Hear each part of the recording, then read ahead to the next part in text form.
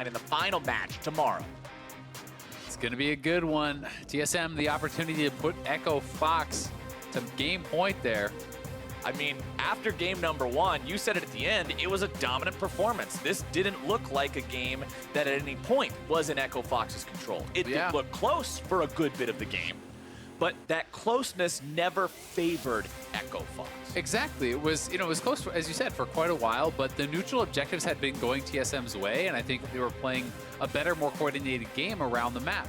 One of the things that was really telling to me was the fact that despite Echo Fox having a winning 2v2, that they had pressure there, it was TSM that got first tower. It was TSM that got all of the early dragons and the Rift Herald, and that's not something you really want to see happening when you have that winning bottom lane.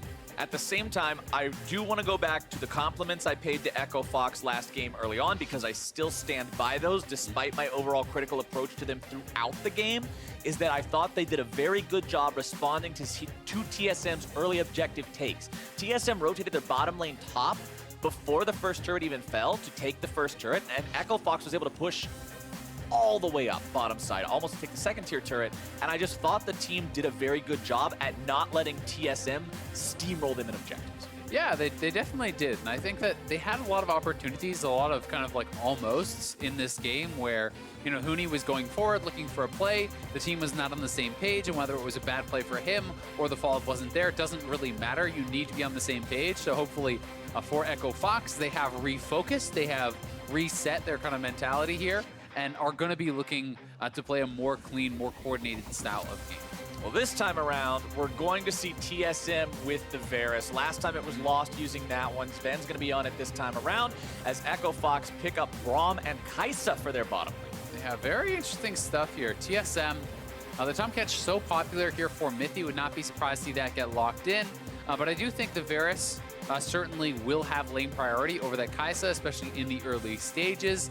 And if they wanted to kind of make that even more uneven, they could have gone for a ranged support, but that is going to be the Tahm Kench, and they are looking back for the Aatrox. Probably going to be Hauntzer again in the top side. He had a good game on it. He did a very good job on it. He was constantly pressuring Huni, and he got so much value out of the ultimates. Time after time, it was a trade. Echo Fox player dies, Hauntzer goes down on one knee for a second, comes back up. Yeah, it really was, and despite the fact that, Huni had a little bit of pressure on him early in the laning phase, but as Hauntzer got his items, he had side lane pressure, he had great team fight effectiveness. As you said, the ultimates were extremely well timed. Going to be really interested to see if Echo Fox tries to go back at him with a counter pick, with something that is more of a lane-dominant play here for Huni, because that really has been where he has succeeded throughout his career for the most part. He's good on tanks too, but definitely don't want to just see that lane conceded when it's supposed to be one of Echo Fox's strengths. And talking about strengths, we talked about Bjergsen Syndra and the impressive numbers he has on that champion over his career last game. This time around, it's going to be Damonte on the Syndra. They're saying, all right, you take our AD carry pick, we're going to take your mid laner pick, and Damonte does play plenty of this champion himself, but now Bjergsen just showed off with it in game number 1. He's going to have to make sure he impresses with it here on game number 2. Yeah, he really is. It is Damonte's most played, though. He's actually 5-1, I do believe, on this pick, so looking these mids very good. Yeah, he's been doing really, really well on the pick. 6 plays throughout that split. And I like the fact that Echo Fox's 2 bans, after locking that in for him, are trying to help cover and make sure he doesn't have a bad time. You stop the Zillion res from preventing people from being bursted by him. You also stop the Irelia matchup from just going crazy. We could see potentially a LeBlanc. Most mid laners that I've talked to call that a skill-based matchup, one that can go either way. We already see that Aurelia's gone, Zillion's gone, Akali's gone, the Syndra's taken away. He could just play Ryze as well, the other side of the matchup that Damonte played last time, depending on where Bjergsen wants to go, but LeBlanc is up, is available if TSM wanted to grab it for Bjerg and really put him in the ability to kind of take over a game, right? Because if you do get ahead on that LeBlanc, you can start moving around the map and really looking to dominate. And I like the fact that TSM banned out the Ornn this time around, because although it didn't work great for Echo Fox in game number 1, I think it came down to what you were talking about, where, okay, if everybody is on the same page, maybe those engages are just insane. Yep. Maybe that is an amazing team fight. And they're saying the pick wasn't the problem. The execution was get rid of that pick. We don't want to face it again. Yep, definitely the case, and it's going to be Huni once again here on a tank. They are saving Dardoch's jungle pick for last. The Cho'Gath is the choice here to match up against Aatrox. Gragas going to be the mid laner here for Grig, and TF would be very exciting. We have not gotten to see that in a long time. Not sure if we actually will get it, because from what I have seen, it's a very tough matchup into Syndra. Yeah. That's what I have heard the general consensus to be as Okay. well. Now this seems more like one of those skill matchups you were talking about to me. Long-range control mage, plenty of burst potential on both sides, some CC on both sides, and he locks it in. Bjergsen on the Velkoz in game number 2. And he did bring this out actually against 100 Thieves. He won on the Velkoz in that series against a Rise, so have seen some success on the pick before. And as you said, you know, I think it is a fairly skill-based matchup. It's one of those matchups that can be very irritating, I think, to play from the Syndra side. And really from most champion side, playing against Velkoz is very frustrating because of the long range. It feels like you're just playing this mini game where you have to dodge everything. The ultimate does a tremendous amount of damage if you ever get hit by even one spell into an ultimate can mean death. Yeah, triangle math, dodge everything, mini game. Like I got out of high school 10 years ago, man. Don't let me do this again. Get out your compass, baby. It's Velkoz. But either way, Syndra coming back in. While you do have to dodge all this stuff, at the same time, Velkoz is generally very squishy. If you are able to actually land a scatter of the week, have someone come in, Velkoz can get erased. And that is why I would not be surprised to see Bjergsen going for a more tanky style of build. I have seen some Velkozes across the world, you know, even going for things like instead of going for Luden's Echo right off the bat, going for Rod of Ages or going for Rod of Ages into a Null Magic Mantle and getting more tanky so they can't just get one comboed if they get caught. You know what the next step is? Doing what Froggen did with Anivia and just start building Warmogs and Randuins and multiple random just It's like... the tank Vigor, yeah, bring it back. Just build random stuff that happens to work for the game. That's what I want to see from TSM, is adapting to the game and making sure that they continue their pace from game number 1 to look strong here. And for Echo Fox, I want to see those changes I was talking about at the end of game 1. I want to see the coordination. I want to see the team that has just absolutely crushed people throughout this year because of the way they fight together. We'll see if they can kind of reach those high highs, that coordination level that you're talking about. You don't have a choice at this point. I mean, Yeah. like we said at the beginning of this, Gauntlet is all or nothing. It's do or do not. There is no, well, we tried. There is no, we've got another chance. Well, there is. Clutch already has that. Well, okay, we'll get you a real nice participation trophy if you don't make it past each and every round in the Gauntlet, but that is all you're gonna get. You're fighting for one spot left at Worlds. And it's so tough because then you're kind of stuck regretting all those decisions and reliving all those moments for the next bunch of months, right? You know, Yeah. if you don't make it to Worlds, you have a long break, and maybe There's only so many walk out. turtles that need to make it to the water, Azael. There's only so many turtles. We'll see how Echo Fox can adapt here in game number 2. Lost on this Kaisa. Looking at the composition on the side of Echo Fox, you got 3 big meatballs and 2 cannons to stand behind them and supply the damage. Yeah. Lost, they've talked about how this guy is one of the weapons that they can use. That's one of the guys that they can trust to carry, to do work here against TSM. And on a pick like Kaisa, I mean, look across the world. I'm going to bring up, of course, the guy that I always think of when I see Kaisa. I'm going to bring up Uzi, recently watching the LPL finals, and just sort of a showcase on what that champion can do to 1v9 hard carry. Yeah. When you pick this champ, it's in your hands. It really is. If you can get to the late game with that level of protection, and you have to give credit to the rest of the team. You know, speaking about Uzi, they create so much space for him in the fights. They give him so much farm. They buy him all the time, and then he rewards them with these incredible carry performances. And we're going to see, if Echo Fox can do the same thing for Lost, can they get him to that stage where you're on 3-4 items, you have these 3 meatballs in front of you, and it's your time to shine, right? It's your time to take over that team fight. I will amend my statement. When you pick this champ and your team is all about it, it's in your hands. You got to make sure you got everybody behind you, but Echo Fox will just continue farming up here in the bottom side right now. Remember, last time we saw the junglers not really get involved too early. We did see sort of just a pass-through early on in the game from Dardoch on the Zinjao trying to make a play towards mid-side. We saw a fight over Krugs, but we'll see how that plays out this time as both are still going through those first clears and going to the opposite sides. And a lot of that was because of excellent vision from TSM. You know, they were the ones that were kind of on the defensive in the early game because they had to watch out for this Xin Zhao, and they were really able to do that very, very well, to their credit. You know, another interesting thing to talk about here is Grig is up a level, so I feel like Dardoch probably just needs to leave. Not likely going to be able to outsmite that early on. 50 damage is actually quite a big deal.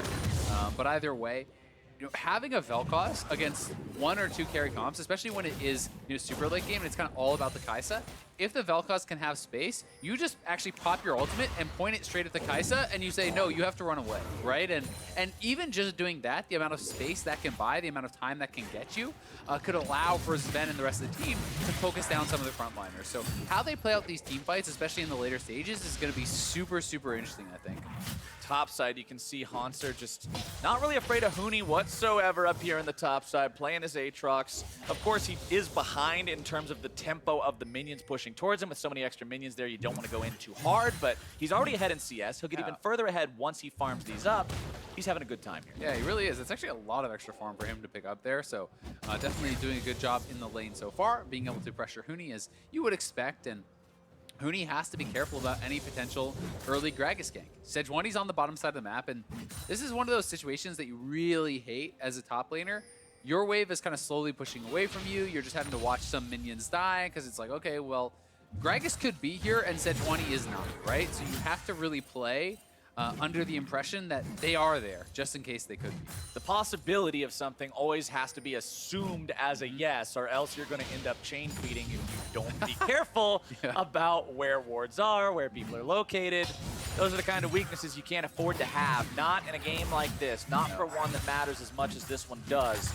Hauntzer farms up there nicely, making sure he collects all those minions. And bottom side, Zven and Mithy not forced to be posted up under the turret for so long this time around. The power of that Varus in lane, they had to deal with it last time around. This time around, they're making sure the shoe's on the other foot. Yeah, they're making it look really good. You know, pressuring in Smoothie and Lost is going to give them some more access to any potential early dragons if they wanted to look for it. But you can see that Smoothie is well aware of that potential, so he actually, you know, roams over to that dragon to get down an early ward just in case TSM was trying to sneak anything, and I think that is quite an intelligent play.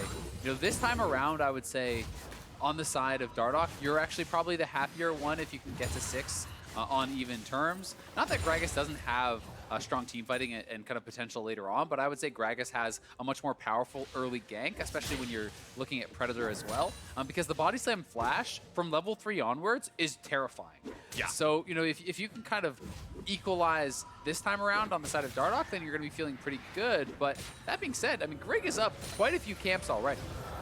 40 to 23 is a substantial lead in terms of that really farm big in the jungle. Over the wall, Grig goes, throws down the control ward to make sure he clears out some of this bottom side river vision.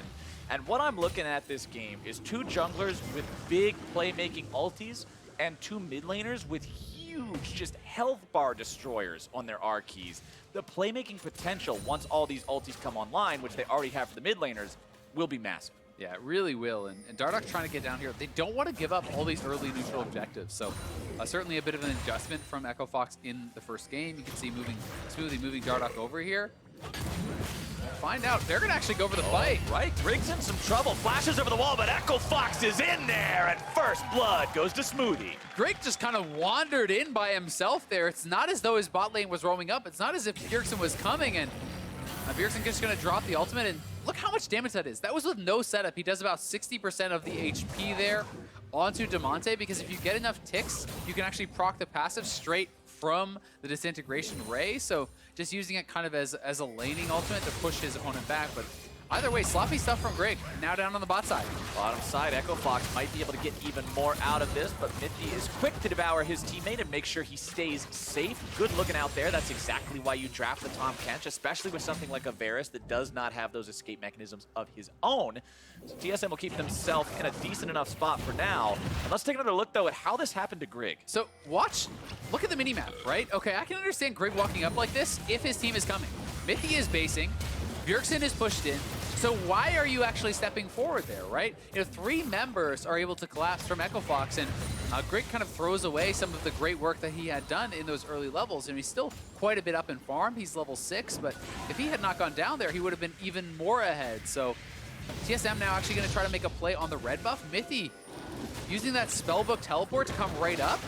and they're going to bring Hauntzer down as well. This is honestly really nice early game counter jungling here from TSM, and a lot of team effort put into this means that Dardoch is being kept down despite the fact that Grig made a mistake. And talking about everybody being kept, or talking about Dardoch being kept down, everybody's being kept down on the side of Echo Fox. This is the team that got first blood with assist money, and they're down 600 because their top laner's down 15 CS, their jungler's down 25 CS, their mid laner's down 10, their AD carry's down 5.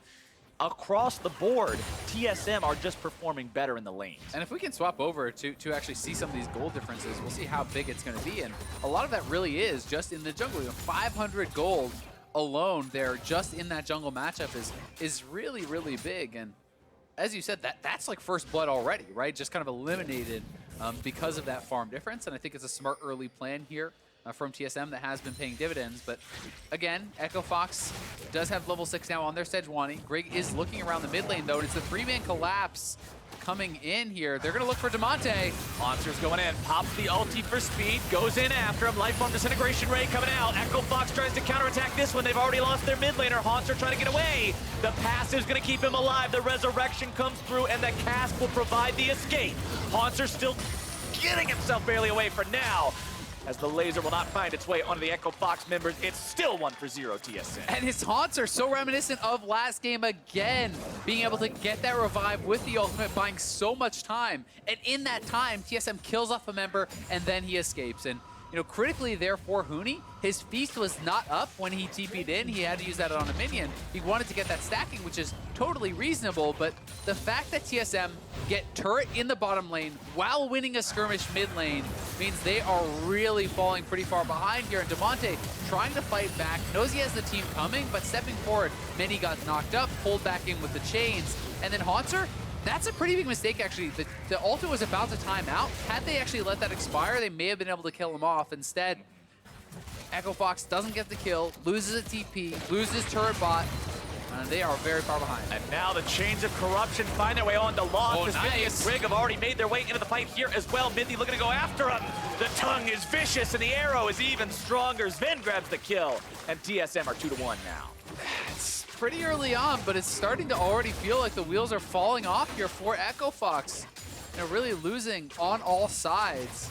This gold lead is almost 3K at 10 minutes. That is absurd for the team that gave up first blood to be that far ahead. Now they're going to go and just start up this dragon. Doesn't feel like there's too much chance of Echo Fox coming in and contesting this, as they have no wards in that area. They can't even see what's going on. Echo Fox, you guys need to go down to the corner store. You got to get some bandages. You got to staunch this bleeding right now, because a couple errors early on, a 3,000 gold deficit. Yeah, that's bad news, but if this keeps snowballing, TSM will just run away with this game from here. Echo Fox, this is sort of one of the criticisms and also one of the compliments that we give them all the time, is they never stop fighting. And that can work both ways. It's a double-edged sword. And one thing we do always say about them is they're not a team that's ever just going to wait to lose, right? So they've got to find an opportunity to make one of these fights work. They've got to use some of this burst power between Damonte and Huni. But at this point, Azael, again, it's just not working out. Yeah, it really isn't. And when you have side lane pressure, as TSM does, it becomes harder and harder, I feel like, to kind of find those fights. Because anytime you collapse, if Hauntzer has control on a side lane, you're losing something there. At the very least, you're losing minions or turret damage or experience. You're losing something, right? And that is kind of the difficult situation that they're going to find themselves in. And they don't have an Ornn for a guaranteed style of engage like they did last game. They do still have, you know, some forms of engage. Namely, it's going to be about Sejuani trying to really find an ultimate there, or, you know, a Scatter the Weak or something from Damonte. But they are looking now for Zven. Mithy's behind him though, so there's not much chance anything happens. Mithy knew he didn't even need to devour just yet. He walks back up. He's like, hey, Huni, Tahm Kench here, what's going on? But he might just pay for that overconfidence here. Smoothie's going to be taken down, though. And the cast brings Huni back as well. He won't fall, but TSM says, don't you mess with my taunting Kench. You let him be him. Oh my god, that is so tilting for Echo Fox. He's taunting you, and you're like, we're going to get him. 3v2, they get killed. Echo Fox losing again, another skirmish here. And now it's a 3v1, so Lost, you gotta leave, bud, and that means another turret is probably going down here. Zven's just free firing on this thing. Nobody's around to defend. You can't defend because you're outmanned, because you lost the last fight, because you're so far behind, because the entire game has favored your opponents so far.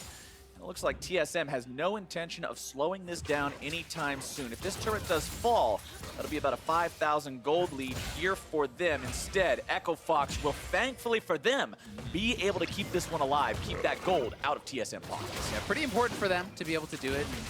No real reason for TSM to try to fully commit to it and risk giving up kills. So instead, they go for the safer play, discretion being the better part of Valor here, as they'll just grab up the Rift Herald. So they can always return to that top lane, knock down that turret potentially, and now they have a Rift Herald to look to knock down the mid lane turret after that, or even a potential tier 2. So certainly things looking very good here for TSM in game number 2. As you can see, Huni massively behind in farm, farm and really in every single role.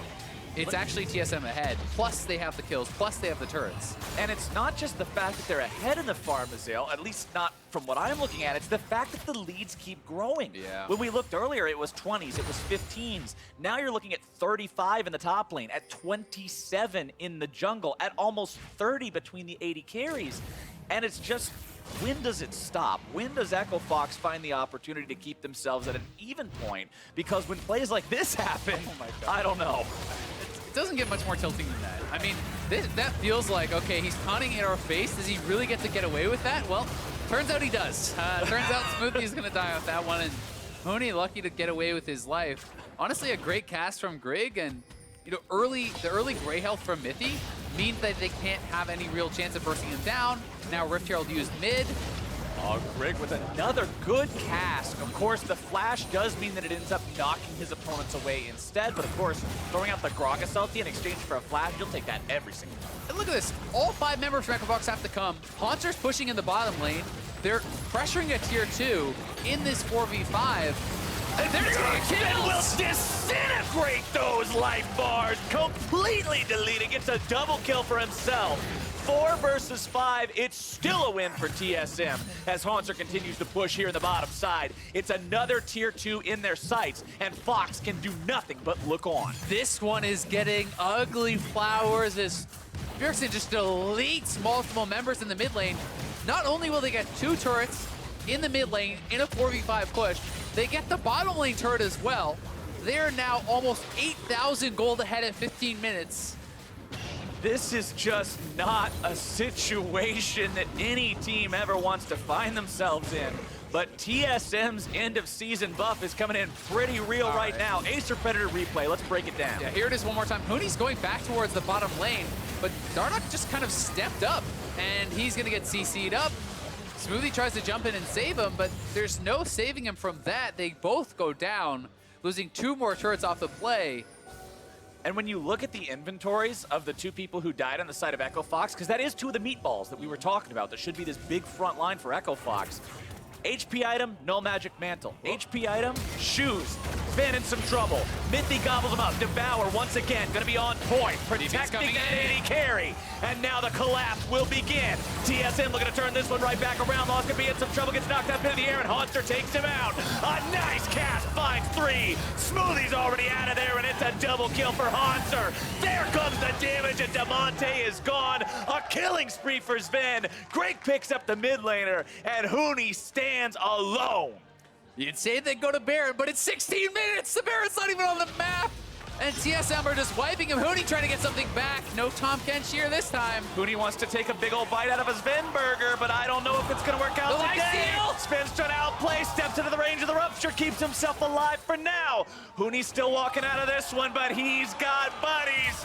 Oh, Huni, this is not a story that ends well for you, my friend. He stands still and accepts the sweet embrace of death as Bjergsen again shows you why you never skip your algebra homework. The math lasers are so on point. I know, man. And he's got the Glacial Augment build here on Velkoz. This is what he did last time as well. Spooky Ghost, plus he's got the Super Soaker that is insane. Echo Fox looking for the engagement. Tahm Kench is there. They're not showing respect to the support denial pick. Hauntzer TB's in. He's clearing out the minion wave and then lost. Grig gets the engage onto him, and he flashes away right into the waiting arms of Hauntzer. TSM are getting absolutely decimated, and honestly, for Echo Fox, I think it's time to start thinking about game number 3. They are facing a situation where they need a reverse sweep, very likely here coming out of this game. Very likely, almost guaranteed. Yeah. It's a 10,000 gold lead at 17 minutes into the game, and Grig has just been the life of the party with these kegs. The man is throwing them left, right, and center, making sure he's always splitting people up, knocking the Echo Fox members right back into TSM. Gragas Ultimate is one of those abilities that's very similar to Bard's Kit, where you can completely mess up everything if you do it wrong. Yeah. And he has just been doing it right time and again. I gotta give this guy props. Yeah, you really do. And he has 100% kill participation. TSM now using that Tahm Kench ultimate to rotate up to the top side and pressure this. And it's going to be hard for Echo Fox to engage into the Tahm Kench. You can see Bjergsen shooting out those Velkoz lasers. And look at that Glacial Augment slow. They try to go in, but Echo Fox has already lost their front line instantly. As soon as you engage, you are dead. Zven goes on a rampage. They'll find Here's one kill Hauntzer. onto Grig, but now TSM has found everyone. It's Hauntzer on a killing spree. It's mithy that makes sure they've got the slow. It's Zven that gets the ace, and it's TSM pushing down top. 18 minutes in, 15-3. A monumental gold lead here. They are going to be able to knock down yet another turret, extending this lead. And the respawns are so fast this early on that they can't go for more, but they can head back to base and spend up the ridiculous amount of gold that they have. The item advantages are just insane across the board here. You can see the completions coming in. And watch this one more time. Look at the Glacial Augment slow that's actually procced here. Look at that. They can't even move. They're trying to walk it like so slow. They all get knocked down there by Bjergsen to about 5%, and then Grig is able to finish them off with a cast. I mean, Echo Fox know they have got to try something special here to get back into this game, but it's too little too late. They're so far behind, it feels almost unwinnable. You would need such comedy of errors from TSM to really get anything done. You can be as scrappy and as cavalier as you want, but when you're up against that much damage and you've got a Cinder Hulk and a shoe, you are not gonna live. Yeah. Ever. Never, ever, ever. It's sad times being a tank against that. 0-4. Sad times for Sejuani, good times for anybody who likes a nice plate of ham. Because that is not a Sejuani that's going to be alive for very long anytime soon. Hauntzer finding himself in between two members, exactly where he wants to be with how strong he and his team are right now. Huni's going to be taken low and taken down, can't get anywhere near the pit. Smoothie now trying to buy some time. Glacial Fissure knocks up a couple, still going to be taken low, almost taken down. Hauntzer needs one more auto, not even going to care about it just yet. Deciding instead to turn his attention over to Lost. One more auto attack will seal his fate as Mithy grabs the kill onto Smoothie over the wall. Hauntzer is unstoppable, and TSM has no reason to stop. Dardoch and Damonte still standing, but what is it even good for? Yeah, this one's getting a little bit tough to watch as TSM are just absolutely destroying. This is, I would say, the most one-sided game I think I've seen this whole year in the LCS, it feels like. I mean, maybe there are some more... It's up there if it's not. Yeah, I mean, maybe there's some more one-sided by the gold, but it feels especially shocking to see this in the semifinals of the Gauntlet 4 Worlds Decimation. Yeah. Just a couple weeks after seeing a 3-2, such tightly contested series from Echo Fox, and that was with Huni being sick, but you can see TSM has felt like they are improving, and it's been really impressive to see, you know, some of that transformation from them. And you can credit a little bit to that the immense amount of games that they have actually played. I mean, they played so many games. 18 games in the regular season. Yes, there are tiebreakers on top of that. They've played 15 games before this, just in the playoffs, because all of their games went 5 games. They have basically played an extra season worth of games in the playoffs. Yep, they won 3-2 against Echo Fox in the quarterfinals, lost 2-3 against Cloud9 in the semifinals, won 3-2 against 100 Thieves in the third place match. They have played so much League of Legends that they have got to be good at League of Legends by now, as Zven grabs a lot of damage down onto that enemy front line. Smoothie is already out of there. Hauntzer comes over the wall, wings expanded, ready to make sure this is the final push. And TSM will take down inhibitor number 1. They're not wasting any time. They're on to the Nexus turrets. They want to seal the deal real quick. Bjergsen's unstoppable. Dardoch's just going to be buying a little bit more time. A couple seconds is all he'll get. Second Nexus turret goes down. And if we said they were dominating in game number 1, game number 2 is absolute control over Summoner's Rift, as TSM will take it to match point. All TSM all the time in game number 2. One of the most one-sided League of Legends affairs you will see. That was a slamming, and now Echo Fox are down 0-2 in the series. You have to win 3 straight games. Not impossible. Not impossible, but oh my God, after a game like that, you have got to be mentally destroyed. Your mental has to be just some sort of special mode right now to reset. Yeah. Get yourself back to a spot where those last 2 games, those didn't happen. All you're doing is playing a best of 3 where you got to win all 3 games. That's where Echo Fox is at right now, because that last game, I said going into it, for Fox, I wanted to see them fix the issues from last game. For TSM, I wanted to see them keep the momentum going. That was like saying, yeah, man, you're driving 60 miles per hour. Everything's great. Just keep that speed up. We'll cruise down the highway. And all of a sudden, you're going 150, and everything's just crazy. You can't even see the trees anymore. These guys ran away with it. They really did. I mean, really the only major blemish for TSM was Grig kind of giving away a free first blood early on. But besides that, TSM has full jungle control. They counter jungle Dardoch on all the sides of the map. They're moving around. They're getting dragons. They're winning all their lanes across the map. They're dominating team fights. Like, this was just absolutely a slaughter. I'm running out of fingers. It was not even close. Count all the stuff that went TSM's way because they controlled that game from start to finish. They're on match point, and to hear how they got one step closer to securing that world spot, let's send it back over to the State Farm Analyst Desk. Thank you very much, gentlemen. Things are looking good for TSM, sitting at 2-0. For Echo Fox, things have gone from bad to worse. Whatever, dude. Extraordinarily tough loss to suffer here in Game 2. I just got off the phone with Riot. They said Echo Fox got banned for inting, so we're not even gonna have a game. Oh, really? Oh, really? Yeah. Your finger phone. Help me make sense of this game, guys, because it was a relatively competitive Game 1. We move into Game 2, and things just go off the rails so quickly for this Echo Fox squad. And then the kill, it seems at a certain point, it breaks. And we heard the casters talking about mental fortitude. I think This is the back break. this play, I think, was really important because in the first blood they got before this, you actually saw Damonte waste his flash to take the kill because there was no way Grig was getting out of that. He was completely dead, but Damonte still flashed in on him. And when I saw it, I thought to myself, flash on Syndra is a pretty big deal. Like, he's going to need to play pretty Was safe. the breaking point.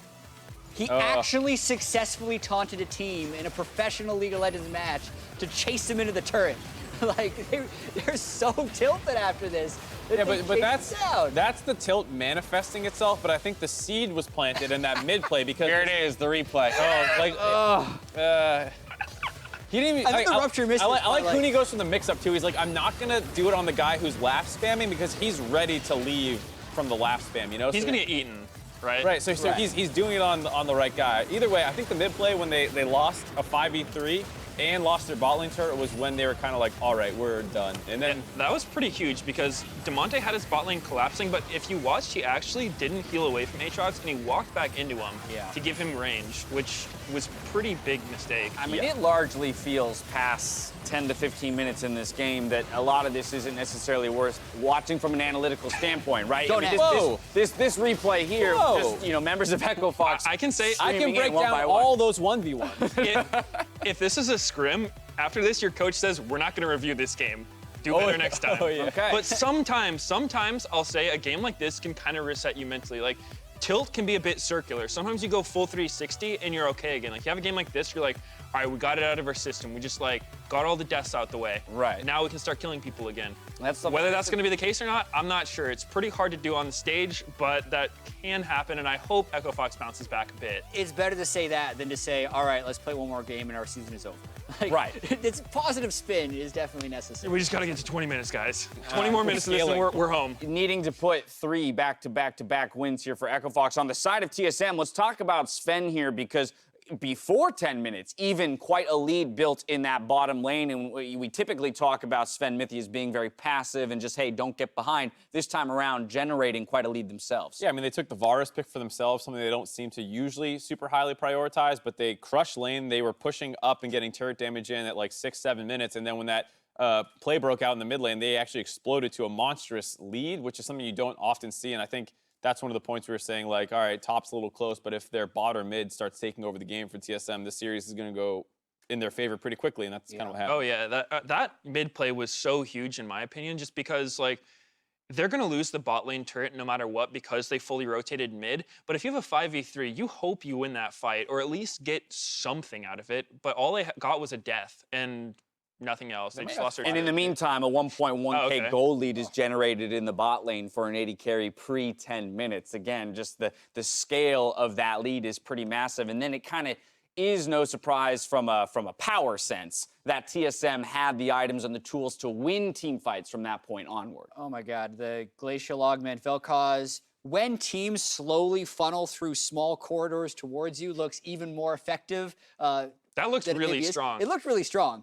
Let's talk about that, because we've seen this pick a couple times out of Bjergsen, the Velkoz, and it has had these items accompanying it. But I don't think many people are necessarily aware of where the synergies are and why it works on this champion as opposed to any other mid laners that we see in the meta. Yeah, well, specifically Glacial Augment leaves the slow trail when added with other active items, but Velkoz is somewhat unique in the fact that he can neutralize the laning phase very easily, so it doesn't matter if he doesn't have Electrocute. And then the fact that he can get slows either from his auto attack, which is rare, it's more about the items, to set up his kill combos is what empowers that pick. We were actually going to go look through a bunch of other mid laners of like, you could probably do this on some other champions. Meteos mentioned Talia maybe. I think we'll probably see more of it, but we're at the beginnings of that exploration. Right. I think, talk about high base damages in the kit, as well as with that E setup, it goes over minions. So like, I was thinking about Brand a little bit, but if you're just tagging people and then creeps get in the way, you'll never get the Q follow-up or anything if you're landing an EQ or W or anything. I have to assume with Velkoz, like, he has a very fast attack animation, which is good.